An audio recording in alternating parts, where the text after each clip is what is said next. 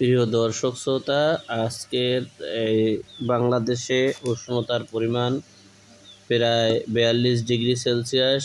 এই গরমে আমরা খাবার খাবো, নর্মালি খাবার খাবো, তৈলাক্ত খাবার খাবো না, মাছ মাংসের খাবার কমিয়ে দেব এবং বেশি বেশি পানি খাবো, দৈনিক 2টা স্যালাইন খাবো।